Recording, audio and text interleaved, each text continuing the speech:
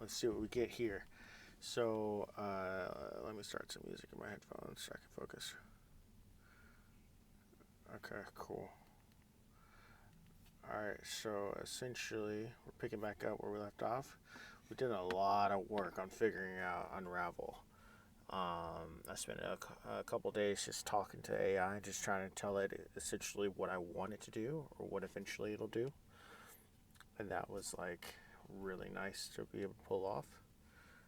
Because at the end of the day, when you have that information, it can actually help you with building out the product vision. So, that's a pretty good idea of what we're going to do here. Okay, so what steps can I take and this is why having projects is so powerful over on the side. As you can see, I've added a lot more projects in the past couple of days because I took a week off of recording, or 5 days. And just been talking to ChatGPT about all these ideas that I've had because I focused a whole week on reading and consuming versus creating. And creating is essentially what I'm doing right now. It's creating these applications and figuring out how the products can work and research and all these things. But also there should be a level of consumption, because if you're just busy creating, you're not seeing what other people are out there are saying and what they're thinking. And I still have a cool list that I saw someone put out, that Ilya, former CT, or not, maybe chief product officer or chief research scientist at OpenAI, put together a list that was like, hey, here are a bunch of the best writings on AI. I don't know what they say, but I was gonna put them all in a PDF, upload them into either Unravel or directly into ChatGPT and create a custom GPT to just train me on cutting edge technology. So it's things like that that I've been trying to consume. I picked back up Andrew Chin's cold start problem because of a product that I'm going to build within dating. And now that has inspired me to build two more things. One is going to be called Drift Hall. The other one, I don't remember the name of it actually. I forgot where it's essentially going to be. I think it's called Mythos, and essentially it's going to be a social club. Well, it's going to be like a Slack instance, but the thing is that we're going to train bots inside of it. So it's specifically for founders, and you can essentially go single player, which is you can build out a council. We're going to train bots on experts in startups and entrepreneur lore. And so when you want, you can pull in Seth Godin's bot or whatever, and hopefully we can get these people involved so that we can pay them royalty fees. I'd love to pay them, but unfortunately none of them return any of my messages or phone calls, or not phone calls, but emails. And so we're just going to reserve the money to the side, and if they sue us, we'll offer to pay them, whatever, or take them down. And really that product is just realizing a little bit of how people are vibe coding and just not studying game film. So I was like, what if I study the game film for them and pull them into an environment where they can single player it or they can multiplayer it by essentially having these founders in this instance and then having experts in an instance, and then we'll probably add in some phone, because I can't do anything without audio or voice AI now. And so all these little things on the side here, you'll see I'll keep adding to them, and that's why it's so important, because every time I speak to ChatGPT within a project, it has the context of all the other chats within that project. And that's very powerful. When I ask a question like, so what steps can I take? All that to say, what steps can I take for building out the code base so that Lex, when called by a user within Unravel, can begin writing code and executing on the task that the user has assigned to them.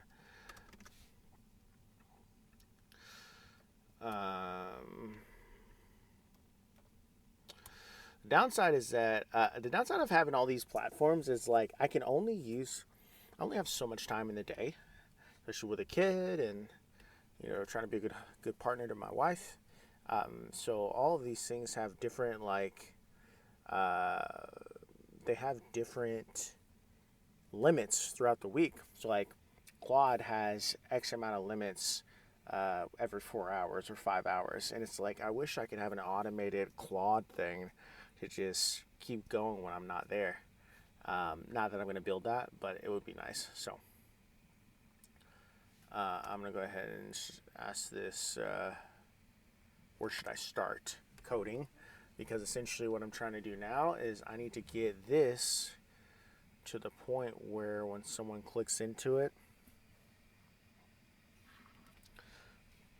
when someone has a task that they can assign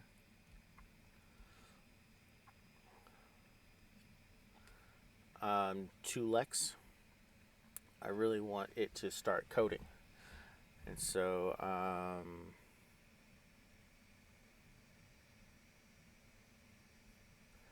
okay, so we need to base. Okay, cool. We don't need that right now.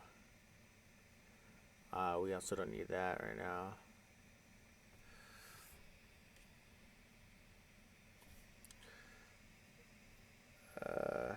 Okay.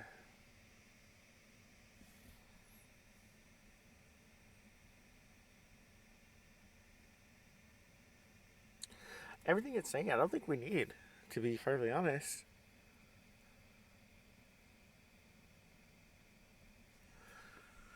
So use super base insert trigger on tasks. I don't think we need that.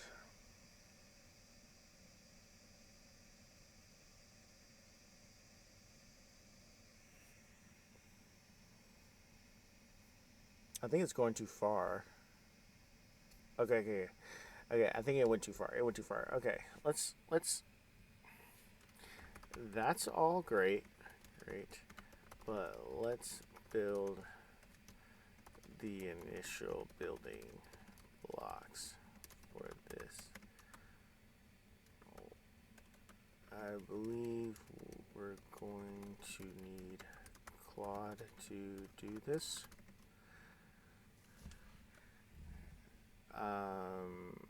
How can we write a backend to ensure that when a user uploads their code base,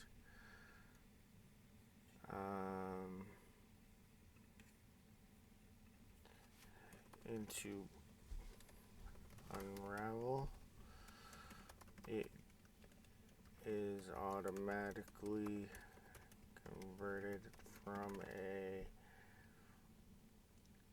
a zip file into a text file that can be read by Lex and then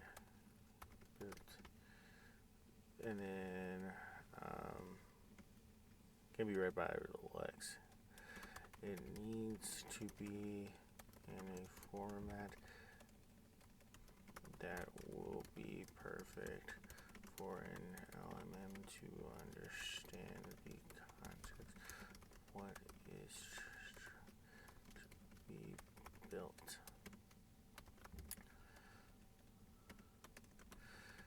Needs to be able to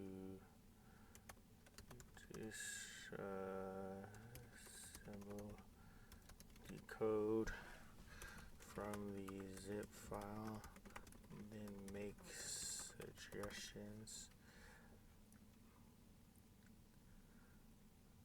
to the code base. I think we also might need stack blitz,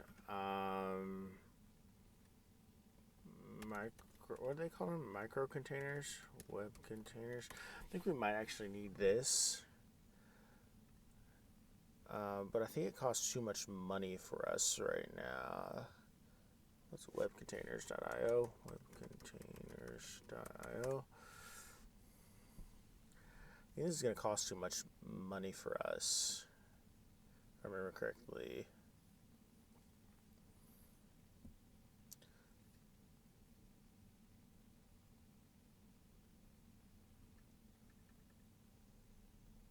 Because I don't want to talk to them. I'm a millennial. I don't need to talk to anyone. But I do want to know how I can show what the application is going to look like. So we'll do that later. It's not important right now. I need to be able to just some code. It makes it just to the code base, and essentially host a virtual code base for the front back end. So every I'm not sure how it should work. Like, I know I don't want it to be like a checkout, but it might need to be kind of like checking out or closing, because at the end of the day, that's one of the best things about like the pull and push and the merge requests is like it makes sure that the most recent is what is being worked on and not a version that's 3 versions ago. So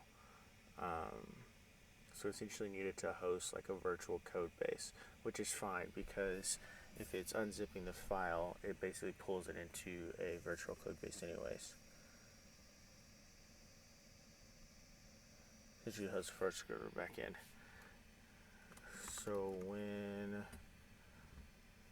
a user uploads a code base, they can select whether it's to their library. They can select whether it's the front end, back end, or full stack code base. Makes sense to the code base. In this environment, Unravel will have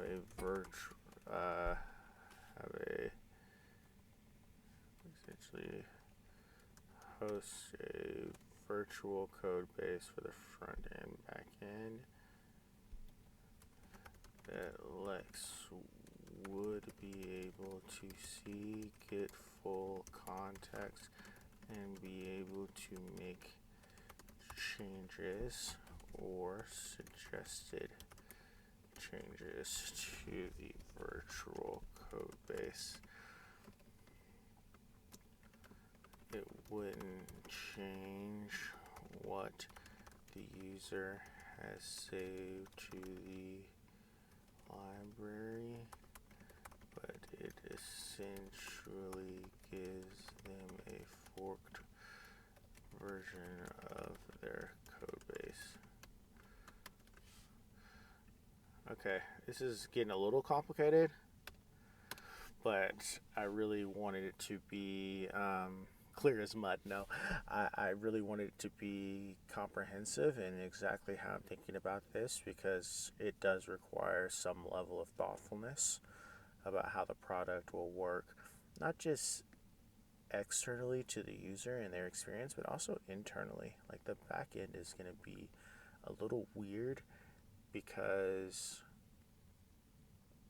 we want them to be able to go to something like, and I know StackBlitz is already working on an integration.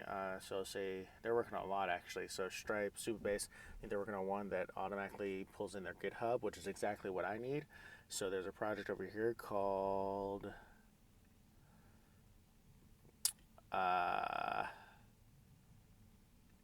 Zip to Git. I don't need to do this project anymore because they are finally integrated with GitHub. I don't know why it took them so long, honestly, because I was about to build something that would integrate essentially bolt with GitHub in a non-efficient way. Okay, so I'm glad they're doing that. Let's see what they wrote. All right.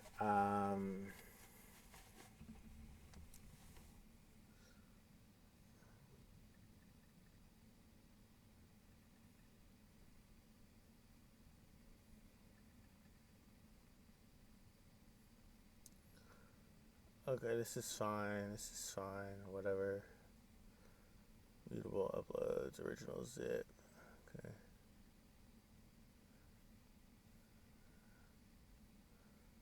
Okay, cool. Okay. That's all fine. Is that the railway code? Back end.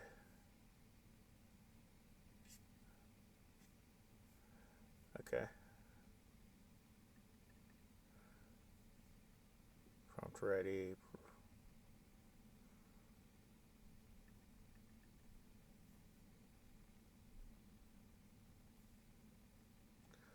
Okay.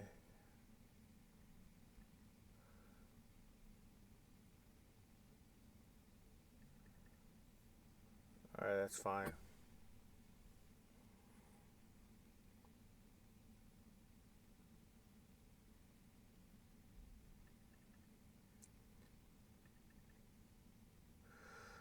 Okay.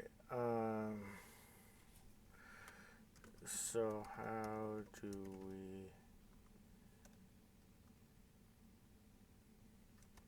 prompt or call the Claude API so that Lex will be able to write the code? To write the code to write edits to the code based on what the task it describes.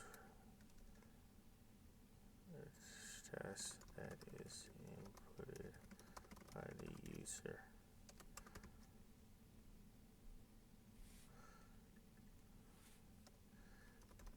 The user has assigned them says.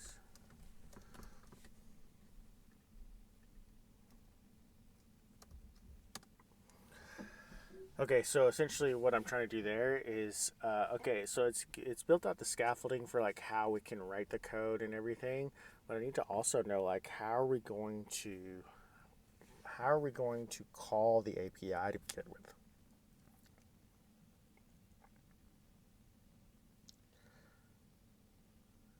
Yeah, here we go.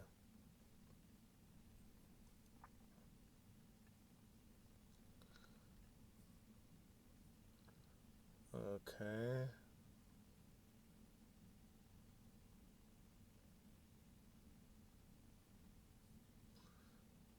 Okay.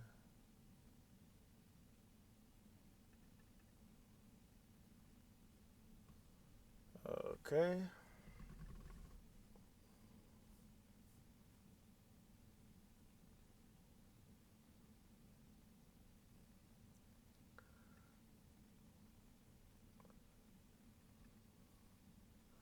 We'll deal with that later. Because we don't want to use GPT-3, this right here. We want to use embeddings, so we'll come to that in a second, or later. Right now we're just trying to lay the groundwork for what the actual build will look like.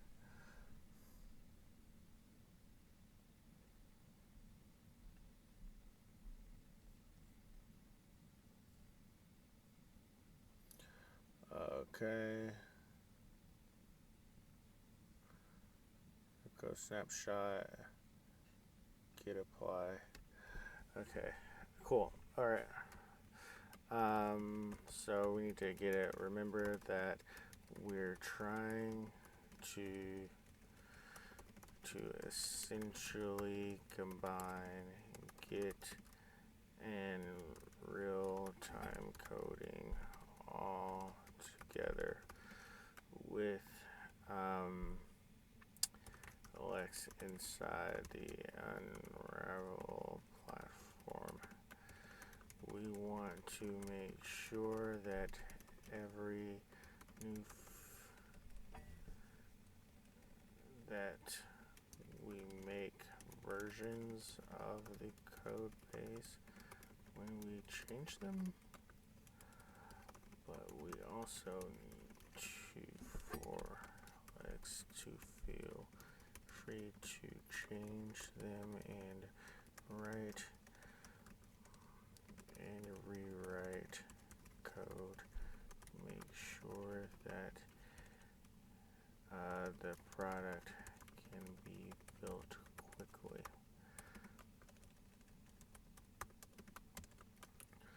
Also need for the commenting that happens on each task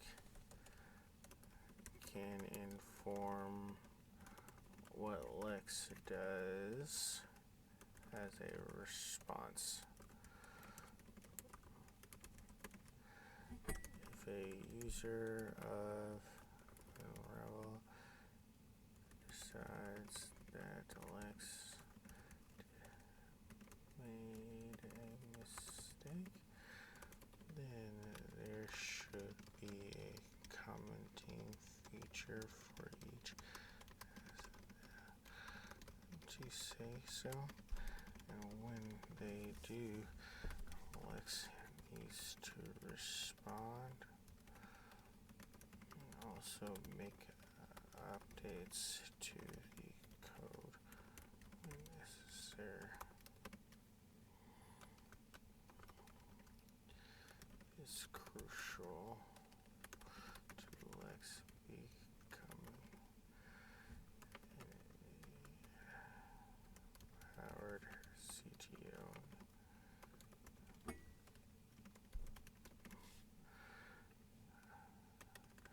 Yep, we're still doing framing. So you need to understand like how everything will work, because the comments are going to be interesting, because those will take place of what is now chats in Bolt. So right here, chats is where you're doing all that information. But I'm saying that in our product, it should actually be in the content section of each task. And so as things go to some places, like you can kind of go from there to there. And then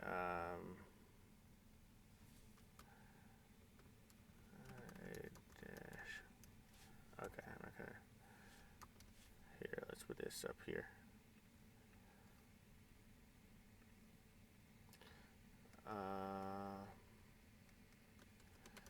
Add a dashboard to the menu at the top. In that space, you can see how many tasks that are in ideas but aren't slated to go into building. You can also see how many tasks went to production over the last week and how that has changed week over week. You should also be able to see how many lines of code Lex wrote and how much that has changed week over week. They need to know their own shipping speed, because investors are going to ask. And that'll be really helpful for them to see like how powerful Lex is, especially if they're not technical. They're not going to know how many lines of code has been written. I know in Bolt you have to count them, so you know if like a file gets too big.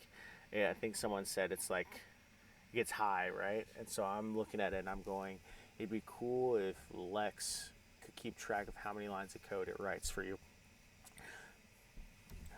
I think that'd be interesting. Okay, I think we're in a good spot for this right now, at least from a scaffolding standpoint.